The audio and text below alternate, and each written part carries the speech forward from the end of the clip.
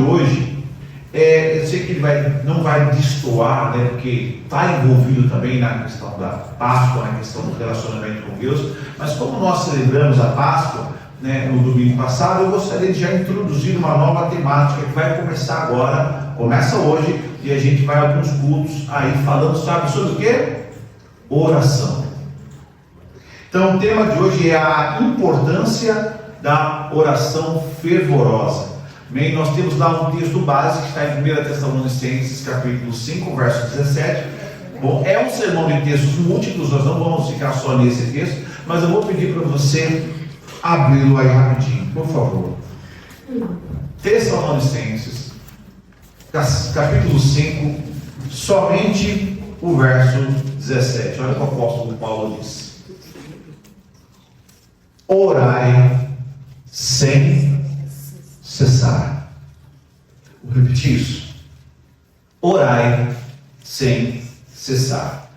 Quando a gente falou sobre a Páscoa, sobre todo o significado que a Páscoa tem para nós, algumas coisas passam desapercebidas, porque não que elas sejam secundárias, mas é porque elas estão embutidas no papel daquilo que Jesus fez na cruz, da nossa salvação, da nossa redenção. Então, às vezes elas acabam passando batido, por quê? Porque quando nós falamos da morte e ressurreição, quando nós celebramos a Páscoa, nós celebramos aquilo que o nosso Senhor Jesus Cristo fez por nós na cruz. Nos livrou da condenação eterna, nos resgatou, nos livrou de todo o mal e, claro, construiu para nós um local, está lá agora nos céus, edificando uma morada e vai voltar para nos resgatar.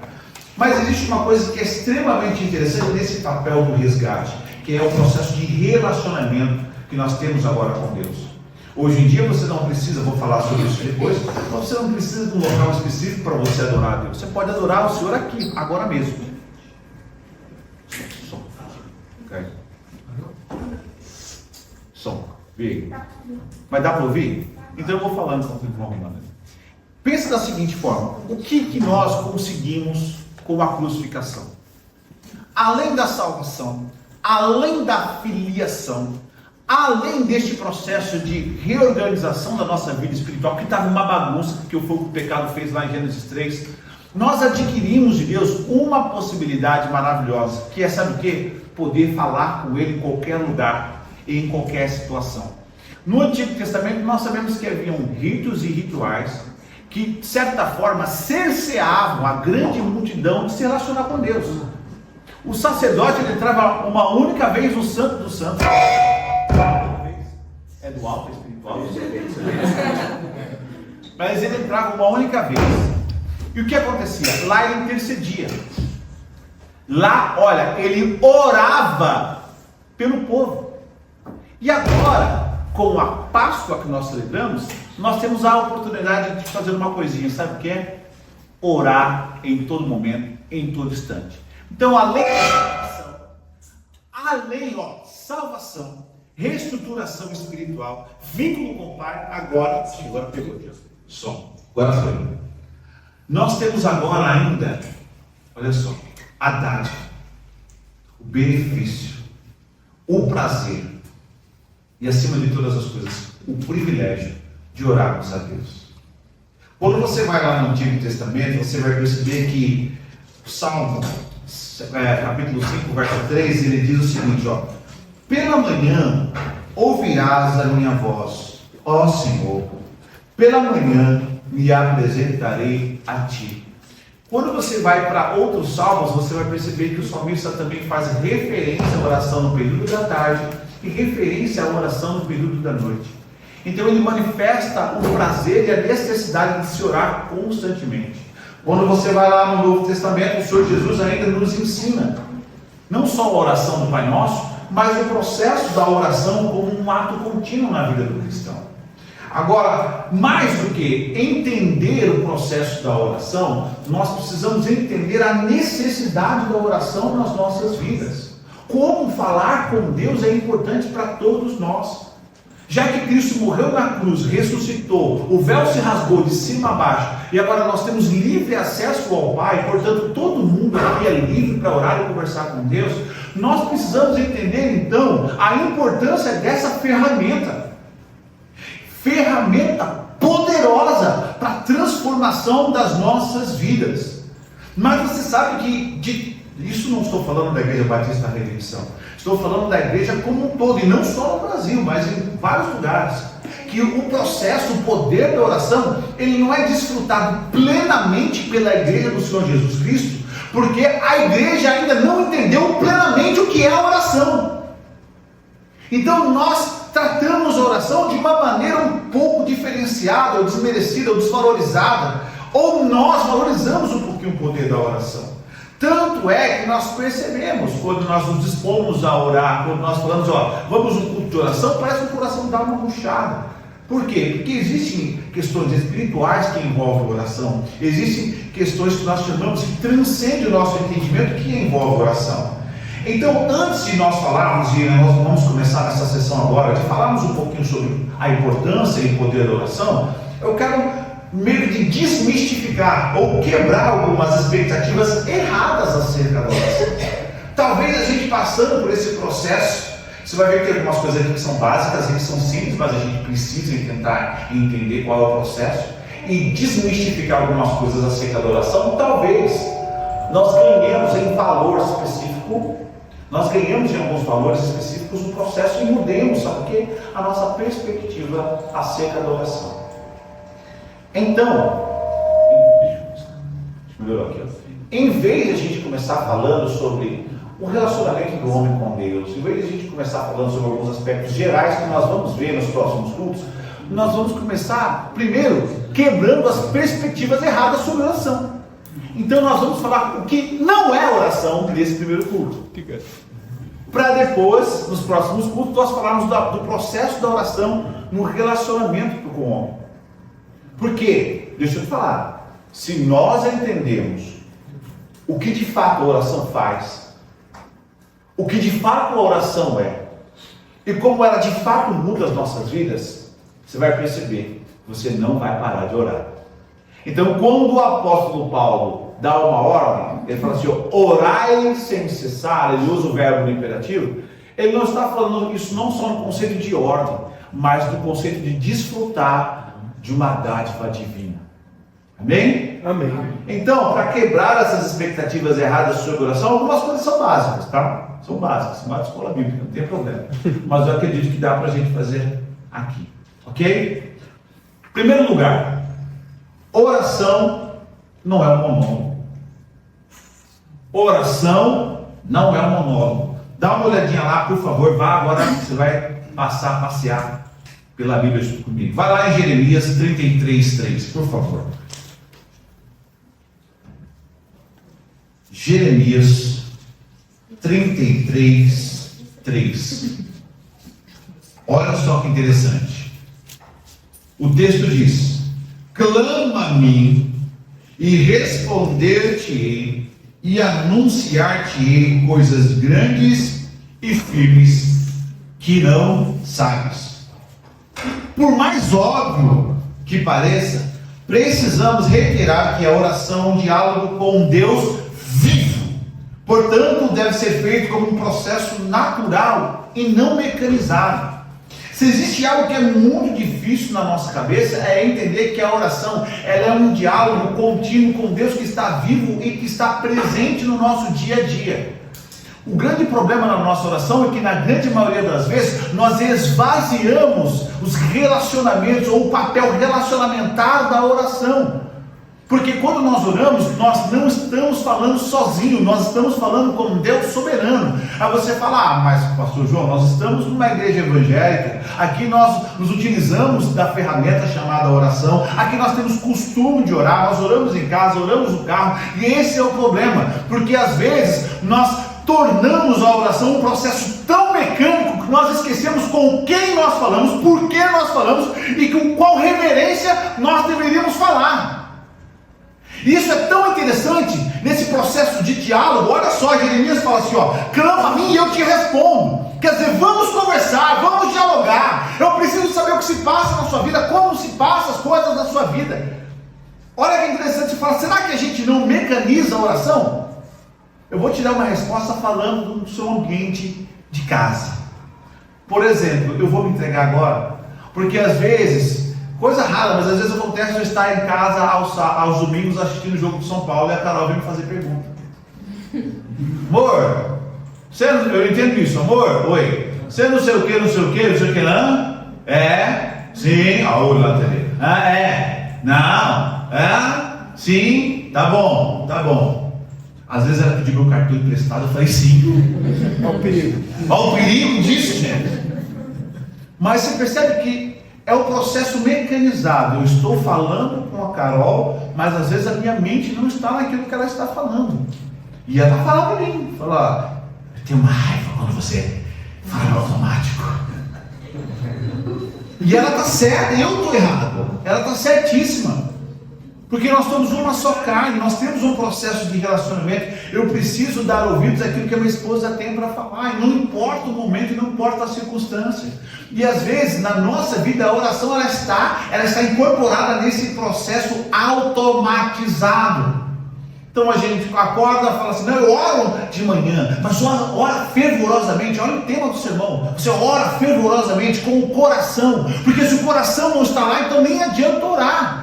Se o coração não está lá, então nem adianta abrir a boca, porque é necessário que esse processo relacional, que a oração permita, seja feito com vida, com verdade e com coração. E às vezes a gente acorda, Senhor, muito obrigado pelo meu dia, vai trabalhar. Às vezes a gente fala, senta, Senhor, muito obrigado pelo meu almoço. Mas será que nós entendemos que foi realmente Deus que trouxe aquela comida ao nosso prato? Será que a gente entende que é Deus realmente que é o dono da vida e que deu uma dádiva, uma oportunidade para a gente estar aqui mais uma vez? Porque a vida é uma dádiva de Deus, Ele dá, Ele pode tomar, Ele toma, Ele leva para Ele. Então, será que a gente entende isso? Então, o primeiro papel da nossa vida em relação à oração fervorosa é entender que ela não é um monólogo e que, como ela não é um monólogo, ela é travada por meio de um diálogo. Então, a gente precisa entender que o nosso coração precisa estar lá. Os melhores diálogos que eu tenho com a minha esposa é quando o nosso coração está envolvido. Quando nós envolve sentimento, envolve às vezes objetividade, o que nós sonhamos para nós, o que nós precisamos para nós. Então, ou a gente entende que a oração ela não é um monólogo e a gente desmecaniza, ou a gente não vai desfrutar do poder da oração. Vou repetir isso, ou a gente desmecaniza a oração e entende que é um diálogo com Deus, Criador dos céus e da terra, que nos mantém vivos, ou a gente não vai desfrutar do poder da oração. Então, se a oração não é um monólogo, então como é que eu vou conversar com Deus? Quais palavras eu vou colocar diante do meu Deus? Meu coração precisa estar diante do meu Deus. Os meus sentimentos precisam estar diante do meu Deus. E eu preciso entender que em um diálogo eu falo e aguardo a resposta. E eu vou falar uma coisa que vai pesar até para mim que pesou.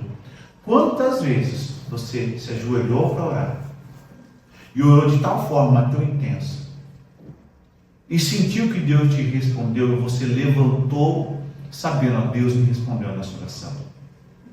Sabe por quê? Porque nós vivemos uma sociedade pós-moderna que é tão atarefada, que ela é tão dinâmica, que a gente ora, não sente que Deus respondeu e levanta para fazer outra coisa. Tem uma canção que fala isso, né? Quando tudo perante o Senhor estiver, todo o teu ser Ele controlar, só então há de ver que o Senhor tem poder quando tudo deixares no altar. Então, a oração não é um monólogo. E embora a nossa mente, às vezes, pautada no materialismo, naquilo que a gente vê, não considere isso, saiba, quando você ora, Deus está ouvindo. Amém? Em segundo lugar, você vai ter que ficar folheando um pouquinho a Bíblia aí. Oração não é ritualística. Perdão. Oração não é um acessório cristão. Oração não é um acessório cristão. Ainda em Tessalonicenses, por favor, dá uma olhadinha nisso. Orai sem cessar. O que significa isso? 5:17 ainda. Orai sem cessar. Timothy Keller, em seu livro Oração, é um dos livros, sempre tenho um hábito toda vez por ano, pelo menos uma ou duas vezes aí, ao ano, sempre pego um livro específico de oração para ler. Né? Costumo muito daquela oração de Jabes, acho que até para ser aplicável. Né? Eu li recentemente, né, por indicação da minha esposa, a Carol, tinha lido e depois falou, João, lê que é bom. Eu li o livro Oração, de Tim Keller, chamado Oração, Experimentando Intimidade com Deus. E ele faz uma ilustração que é muito interessante. Ele fala o seguinte, ó, imagine que você vai ao médico, você está passando muito mal, você vai ao médico, você acaba de contrair uma doença letal. Ele fala assim, ó, você acabou de contrair uma doença letal, e eu tenho que dizer para você que você vai morrer. A única coisa que pode impedir que isso aconteça é se você tomar o remédio X todos os dias. A pergunta que eu te faço é, quem de nós deixaríamos de tomar esse remédio? Esquecer, por conta de compromisso, por conta de fazer. Tem alguém aqui que você, entendendo aquilo que o médico disse, se você não tomar esse remédio diariamente, você vai morrer. Quem de nós levantaria com outras coisas na mente, com outras preocupações na frente? Será que você levantaria pensando nisso? Eu vou fazer o que eu tenho que fazer, depois eu vejo se eu tomo remédio? Imagina. Primeira coisa, né? Um diagnóstico médico, um exame e tudo. Eu acho que já ia acordar assim, ó. Cadê o remédio? É verdade, minha acordar Tatiana, cadê o remédio? Mas nós contraímos verdadeiramente essa doença. Gênesis capítulo 3. Já foi solucionado na cruz. Mas todo o processo de enfermidade ainda continua em nós, porque nós ainda somos pecadores. Portanto, o nosso processo de oração deve ser contínuo, tal qual Tim Keller falou acerca desse remédio. Porque é só a oração que vai elucidar, iluminar e ajudar no processo de cura espiritual dessa doença contagiosa chamada pecado. A nossa abordagem com a respiração, com a oração deveria ser tal qual é a respiração. Já pensou no qual o processo que desencadearia no seu corpo se você parasse de respirar? Se você parasse de respirar agora. Olha só que interessante. O que acontece quando você diminui isso aqui, dado o clima? Quando você diminui esse processo de respiração, por algum problema pulmonar, alguma coisa, você teria pouco fôlego para exercícios físicos. Então, quando a pessoa é atingida por alguma doença que afeta o pulmão, a primeira coisa que ela vai ter é dificuldade de mobilidade. Segundo, diminuição do olfato e do paladar. Ela para de sentir o cheiro das coisas. Diminui o nível de oxigenação no cérebro. Então a pessoa, ela começa até, sabe o quê? A pensar de maneira errada. Ela começa a ter dificuldade para tomar decisões. Ela começa a ter dificuldade para clarear as coisas. Amor, eu acho que eu respiro mal. Acabei de pensar. Ela começa a ter confusão mental e até a visão fica embaçada. Mas você já percebeu, olha que interessante. A respiração, ela influencia 100% na maneira como nós estamos com disposição física, capacidade mental, cognitiva. Ora, a oração é a mesma coisa. Quando nós oramos pouco, nós ficamos com pouco fôlego espiritual. Nós oramos pouco e queremos orar menos. Quando nós oramos pouco, nós diminuímos, sabe o que? A nossa sensibilidade para o mundo espiritual. Aqui fala que se você respira pouco, o seu paladar diminui. Quando você ora, porque o paladar é aquilo que faz sentir todas as coisas. O que torna uma comida saborosa é basicamente o paladar. Então você consegue discernir muita coisa através do paladar. Coloca um limão para alguém chupar no lugar. Tem um videozinho que mostra, né? O pai brincando, ele dá uma fruta doce, a criança come a fruta doce, depois o pai dá um limão. Tá? Tinha cara que a criança fala. Mas ela consegue discernir o sabor. A mesma coisa com vida espiritual. Quando nós estamos com uma oração em dia, nós conseguimos discernir o ambiente espiritual em que nós estamos. Quando se respira pouco, diz que o cérebro ele fica confuso porque gera pouca oxigenação. A pessoa não consegue tomar decisões corretas. Quando nós oramos pouco, nós não temos, a inspiração do Espírito Santo para nos direcionar. Quando você respira pouco, você tem pouca disposição física. Quando você ora pouco, você tem pouca disposição ao poder espiritual. Pouca oração, pouco poder. Muita oração, muito poder. Nenhuma oração, nenhum poder. Então, queridos, a oração, ela precisa ser um ato contínuo.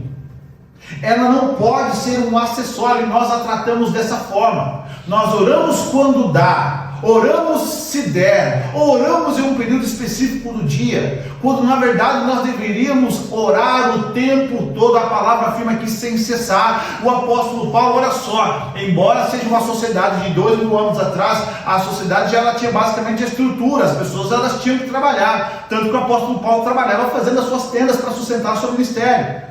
Então pensa da seguinte forma: não é porque esse texto foi escrito há 2000 anos atrás que ele não é relevante para o dia de hoje. Ele é mais do que relevante. Alguém uma vez disse que a Bíblia é mais atual do que o jornal de amanhã. Ou seja, o fato da oração ser uma necessidade não era só naquela época do apóstolo Paulo, é muito mais agora. Então nós precisamos orar o tempo todo, buscar, porque a oração não é um acessório, não é um apêndice, não é algo que pode ser colocado de lado. Muito pelo contrário, quer ter vida espiritual, quer ter poder espiritual, quer ter presença de Deus, quer ter relacionamento com Deus, quer ter experiências com Deus, ore sem cessar. Busque a oração como se fosse a sua respiração. Consuma a oração como se fosse esse remédio que o Tim Keller fala. Entenda, queridos, que você mais do que nunca precisa do poder, da destreza e, acima de todas as coisas, dos desimpedimentos que a oração pode gerar na sua vida. A gente vai falar sobre tudo isso de uma maneira mais específica depois.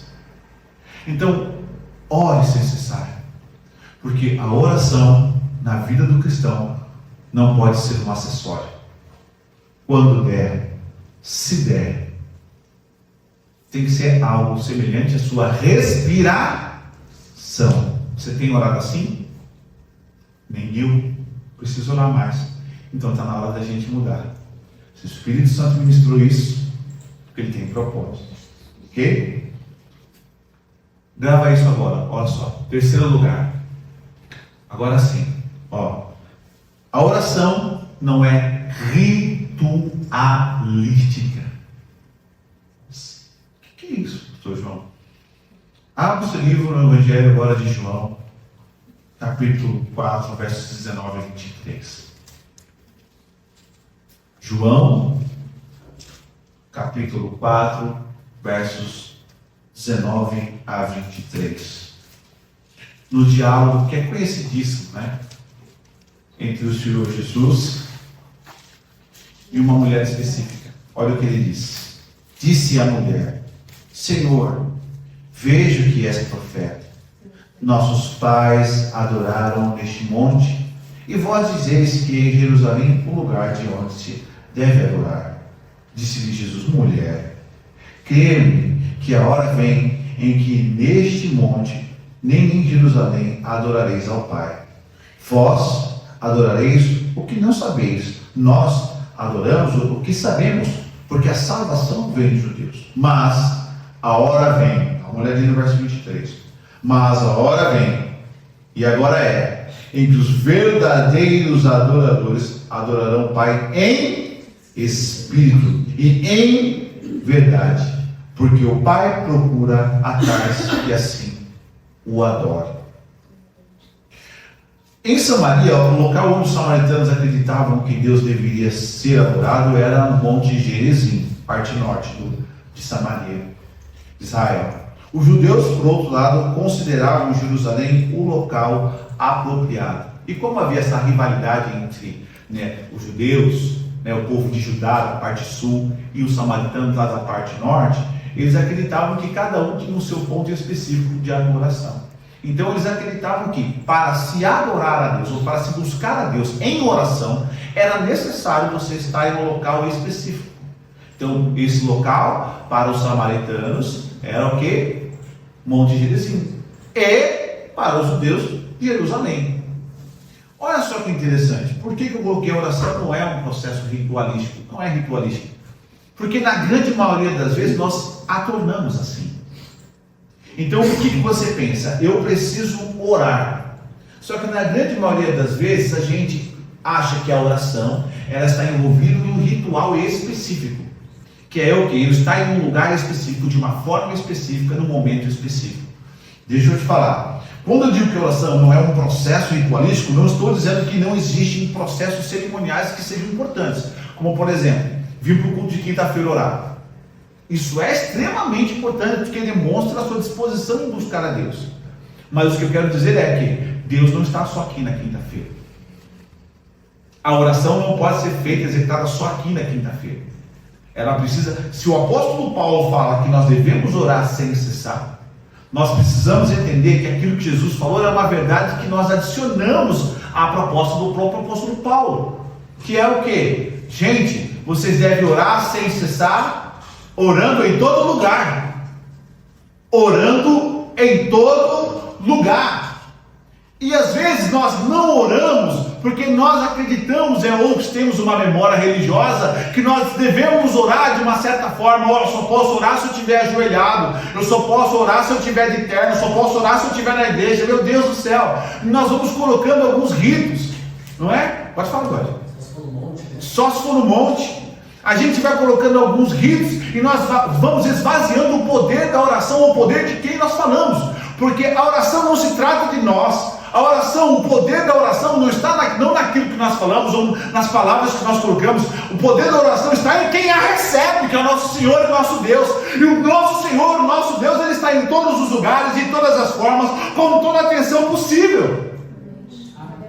Então isso deve motivar a gente a ser pessoas que buscam avidamente uma oração fervorosa. Sabe por quê? Porque eu posso começar a orar orando fervorosamente na minha manhã, numa quinta-feira, e concluir a minha oração no final do dia aqui de maneira fervorosa. Então quando nós estamos aqui orando, não significa que nós começamos a orar agora, na quinta-feira. Significa que a nossa vida, o nosso dia, foi um dia de horas e horas e horas e horas e horas e horas de oração. E eu concluí esse meu processo de oração na quinta-feira aqui.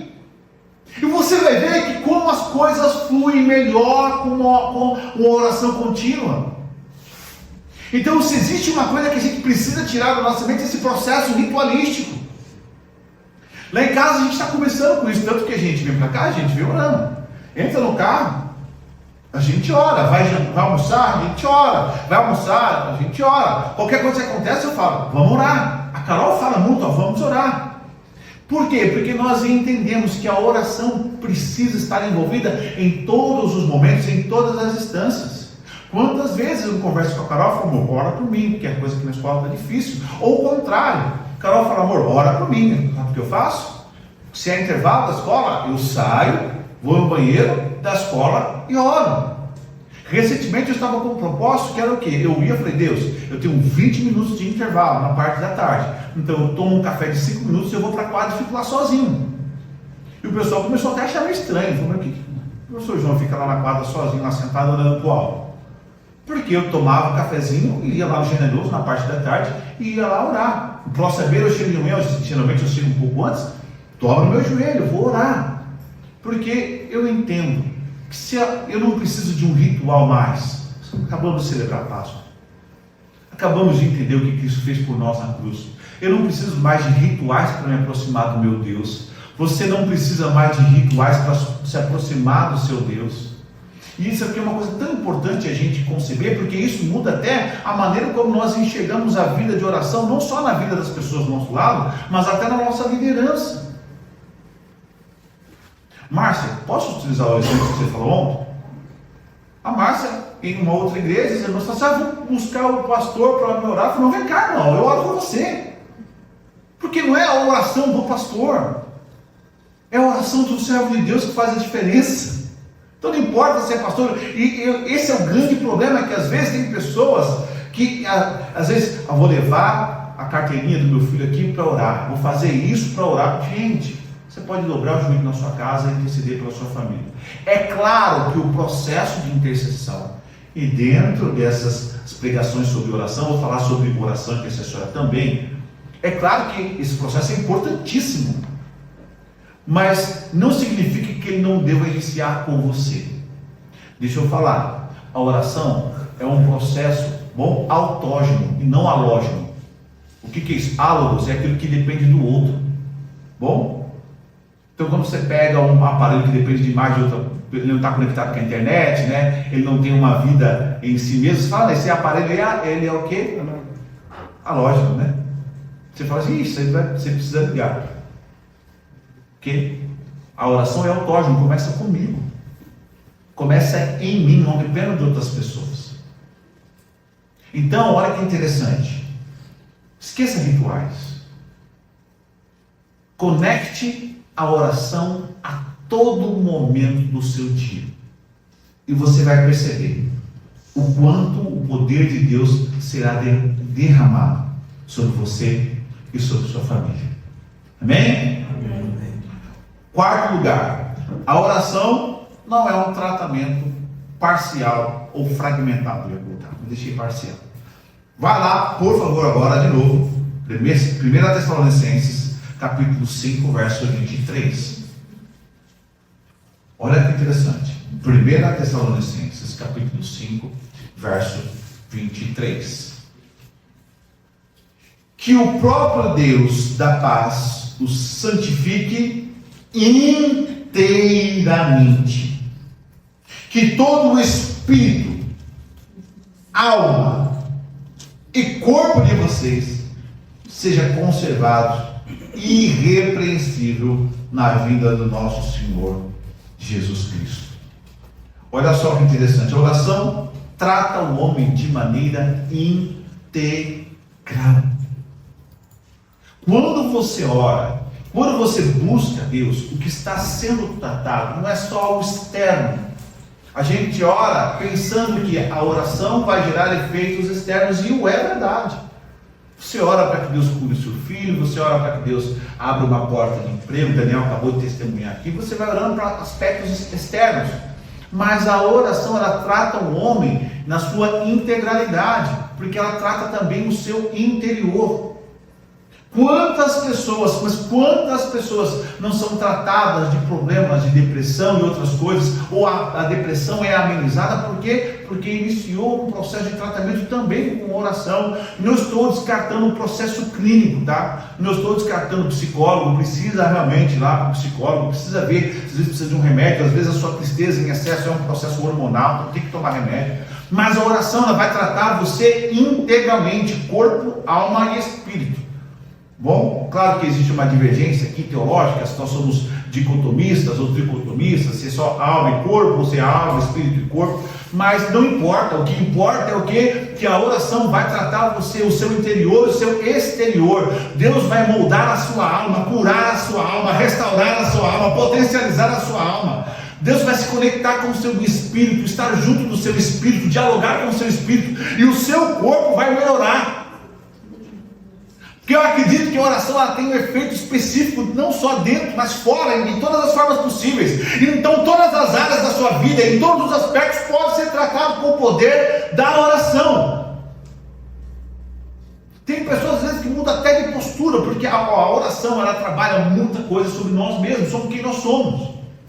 Quando você ora, Deus vai tratar o seu processo de filiação, porque tem pessoas que oram e ainda não conseguem se relacionar com Deus como se Deus fosse um pai. Já falei sobre isso aqui, mas na oração Deus vai tratar isso. Tem pessoas que oram e acreditam que Deus ainda está tão distante da vida dela, mas quando você começa a orar a Deus, o Espírito Santo começa a ministrar essa proximidade, esse relacionamento próximo que Deus tem com você. Quando você ora, Deus começa a tratar das feridas da alma. Quando você ora, Deus começa a tratar de uma das maiores feridas que reside no coração dos seres humanos, que é a falta de perdão. Porque quando você percebe que uma pessoa muito, cabisbaixa, alguma coisa, você vai pesquisar, ali também tem falta de perdão, porque a falta de perdão, ela gera um peso gigantesco sobre nós. Porque a Bíblia, ela fala que um dos processos de relacionamento que nós temos com Deus é por meio do perdão a outros. Porque se Ele nos perdoou, quem somos nós para reter perdão para o outro? E aí você vai orar e o Espírito Santo vai ficar te incomodando. Perdoa, perdoa, perdoa. Se livra desse fardo, se livra desse peso, se livra desse rancor. E aonde Deus vai te tratar? Aqui dentro, na oração. Então a oração, ela é integral. Quando você ora, querido, não escapa nada. Deus vê todas as áreas, trata todas as áreas e reconstrói todas as áreas da sua vida por meio da oração.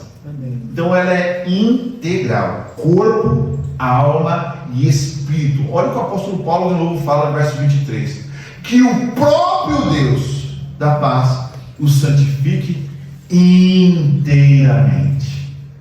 Então quando você ora, o seu coração é tratado, a sua mente é tratada. A gente já falou várias vezes aqui sobre a batalha que ocorre na nossa mente. Quando você ora, você verbaliza palavras que vão causar efeito externo e internamente. Já contei para vocês que conhecemos uma pessoa, eu conheço, o Adilson conhece também, uma pessoa que teve dificuldade em chamar Deus de Pai. Ela orava, chamava de Senhor, chamava de Deus soberano, Deus eterno, Deus excelso, é Deus tudo, menos Deus Pai. Até quando o Espírito Santo falou ao coração dessa pessoa que ele tinha dificuldade de se relacionar com Deus e com essa palavra, Pai. Porque ele tinha no relacionamento paterno dele um certo problema. E foi na oração, no período de oração, que ele descobriu. Pois essa pessoa está em uma bênção, está em outra igreja grande aqui de Santo André, ministrando, mas conversou com a gente, falou assim: eu tinha dificuldade de chamar Deus de Pai. E você sabe onde ele percebeu isso? Na oração. Quinto e último lugar, oração não está restringida à esfera natural apenas. E é aqui que pega a questão da oração. Vá lá para mim agora, por favor, Marcos capítulo 9, verso 29. Vou repetir isso, ó. Oração não está restringida à esfera natural.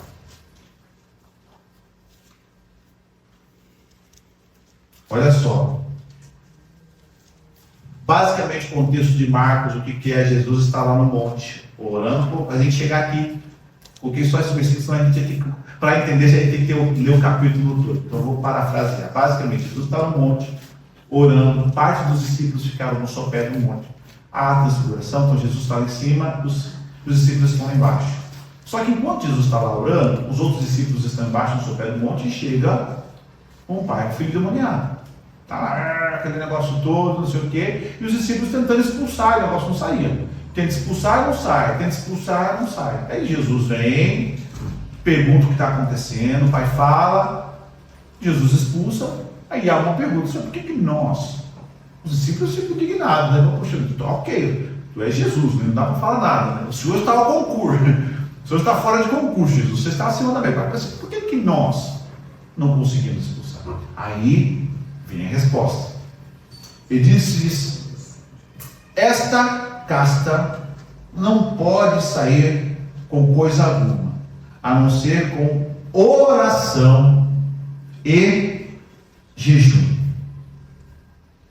Uma coisa que nós precisamos entender é que a oração não está restringida à matéria, a esse espaço que nós estamos aqui.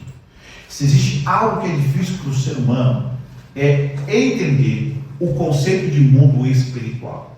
Porque se nós entendêssemos o conceito de mundo espiritual, grande parte das nossas decisões mudariam. Estou falando isso a começar de mim. Quando nós oramos, nós precisamos entender que nós iniciamos um processo de acesso ao trono do Pai. Então, o Deus Criador dos céus e da terra, o Alfa e o Ômega, princípio e fim, aquele que se chama de Pantocrator, aquele que não divide sua glória com ninguém, esse Deus é quem está recebendo a sua oração. E quando esse Deus soberano, poderoso, recebe a sua oração e ele te responde com sim, não existe nada na esfera material que vai resistir. Então você deu para entender agora o processo da oração, como isso é algo mais. Ó, primeira coisa, nós acreditamos, e eu vou pegar um sermão de oração, preciso terminar de escrever, não escrevi todos, mas um dos processos da oração é entender que a nossa vida não é decidida no material. Nós precisamos, eu preciso entender, você precisa entender que a sua vida ela não é estabelecida, resolvida aqui no plano material, queridos. Aliás, A matéria só existe porque o espiritual o adicionou à existência. É Deus que é eterno, que é espírito, que chamou o que é material à existência. Ou seja, o tempo, o espaço e a matéria só passou a existir porque no plano espiritual Deus deu a ordem para que se existisse. Então os átomos só existem porque no plano espiritual Deus deu a ordem para que o átomo existisse. A água, a luz, as florestas, elas só passaram a existir porque no plano espiritual, na eternidade, Deus decidiu que essas coisas existiriam.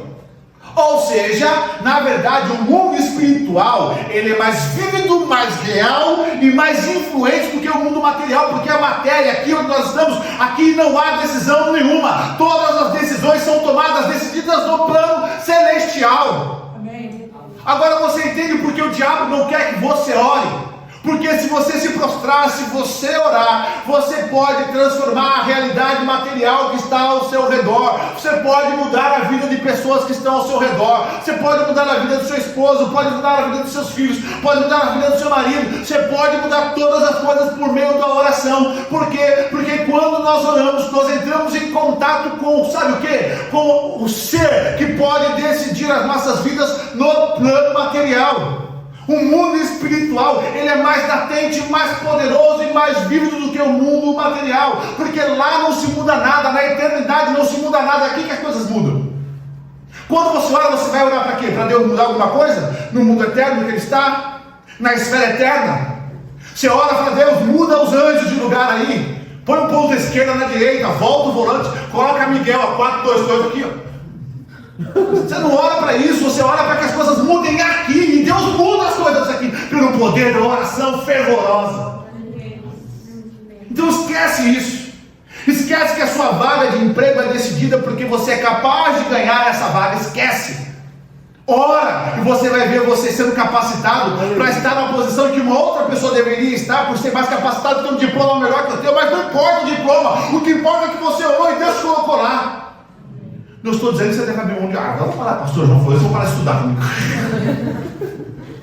Eu só estou dizendo que não é só a capacitação que vai te ajudar. Ela pode ser um dos alicerces, mas não é o maior é espiritual. Eu acredito nisso com todas as forças do meu coração. Sabe por quê? Porque se nós vivêssemos a nossa vida pelo padrão da matéria, por aquilo que nós somos, pelo padrão da nossa existência, então Davi jamais seria rei. Sabe por quê? Porque no plano da capacitação humana, ele era o menor dos irmãos, ele era aquele que ficava fora da casa dele. A relação de Davi era uma relação tão complicada, tão complexa, que quando o profeta Samuel chega para perguntar onde estavam os filhos, o pai traz alguns e esquece Davi.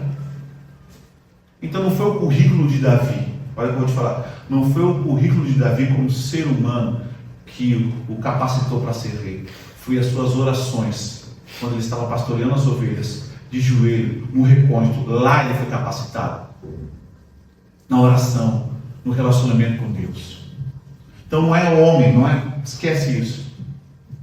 O mundo material, eu acredito. Sabe por quê, irmãos? Porque se a gente não acreditar nisso, a gente tem que parar de sonhar.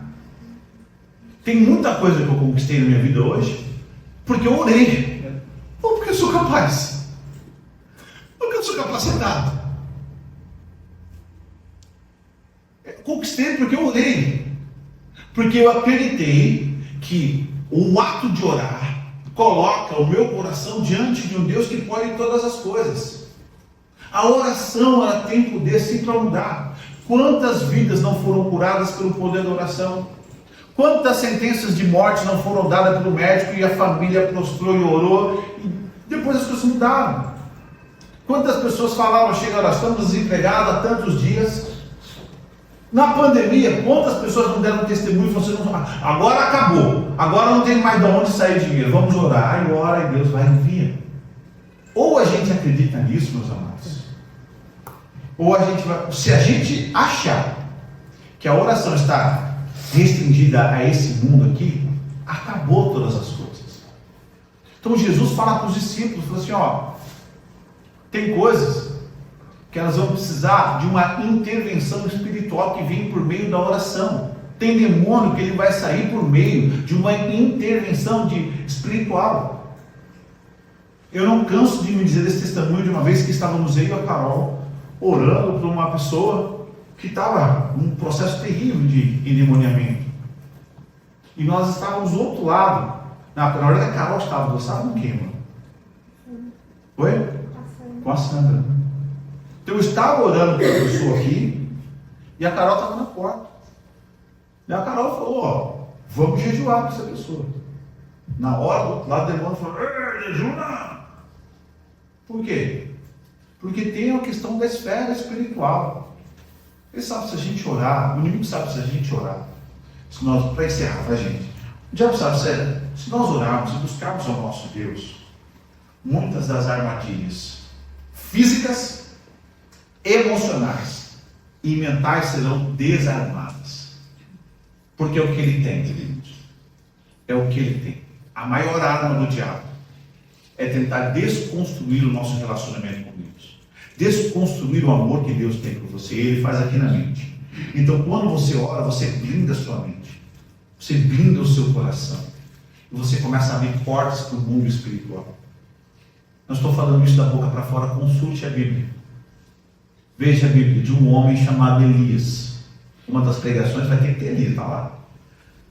Um homem chamado Elias, que viu o povo em pecado, e ele ora e vai ficar 3 anos e meio sem chover. E passa um período danado de seca, e a pessoa, agora a gente não está vendo mais nada, então agora eu vou orar, e nós vamos orar. E a Bíblia fala algo que é maravilhoso para encerrar. Esse homem ora e volta a chover, mas existe algo que é maravilhoso. Tiago é maravilhoso, nós fizemos estudo também na carta de Tiago, com os jovens. E Tiago fala assim, ó, que Elias era um homem sujeito às mesmas paixões, as mesmas falhas que eu e você, as mesmas limitações que você tem na sua casa, as mesmas preocupações eles tinham. Mas esse homem orou, parou de chover, ele orou e choveu. Então, o clima da natureza foi mudado por causa da oração desse homem. Sem falar de Josué. Vou pedir para você ficar de pé. Sem falar de Josué, que ora e para todo o sistema. Eu não acredito que foi só um, ia dar choque. Eu acredito que ele parou todo o sistema solar, para a batalha de um povo, na oração de um povo. Vem cá, queridos, a oração não é nenhuma dessas coisas. Então, ó, a oração, ela não é ritualística, ela não pode ser assim. A oração, ela não é um processo fragmentado da nossa vida, a gente tem que orar sem cessar. E a partir de domingo que vem, a gente vai trabalhar alguns textos sobre oração. E eu quero que você se envolva. Eu quero que Deus desperte em você a necessidade, o desejo de orar fervorosamente. Irmãos, olha para as pessoas que estão ao seu lado. Olha para as pessoas que estão ao seu lado. Todo mundo está ao seu lado. Se nós, esse grupo que está aqui hoje, não estou falando aqui de faltada, hoje, só esse grupo. Se nós começarmos a orar, queridos, esse bairro estremece. As nossas vidas estremecem. A vida de pessoas ao nosso redor muda. A nossa vida muda. A nossa concepção sobre alegria muda. Irmãos, para encerrar de verdade a oração eu vou falar sobre o processo relacional, porque acima de tudo isso que eu falei, oração, ela é relacionamento. Então eu falei daqui que a oração não era. Então, a oração ela é relacionamento. E eu vou adicionar esse tema nos nossos próximos cursos sobre oração. E por que eu senti isso? Como eu falei, eu tenho sentido os cursos de quinta-feira um pouco esvaziados. Porque eu sei que a vida dos irmãos é corrida, é difícil. É difícil estar aqui de quinta-feira mesmo, porque aí chove, aí a gente tem, até chegar aqui, todo dia tem que ir, sexta-feira o corpo já está cansado. Mas são desafios.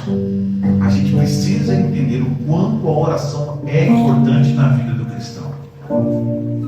Por quê? A oração é a única ferramenta efetiva de acesso ao trono, em processo de diálogo, que você tem a palavra de Deus. Uma vez perguntaram, eu vou pedir agora perdão a vocês, eu esqueci o nome do teólogo. Se alguém lembrar, depois fala comigo. Vai perguntar para eles o que é mais importante, orar ou ler a palavra? E ele respondeu com uma outra pergunta. Se você perguntar para um pássaro o que é mais importante para ele, a asa esquerda ou a asa direita, o que ele vai responder? Então, queridos, leitura da palavra e a oração, eu acredito que pode mudar vidas.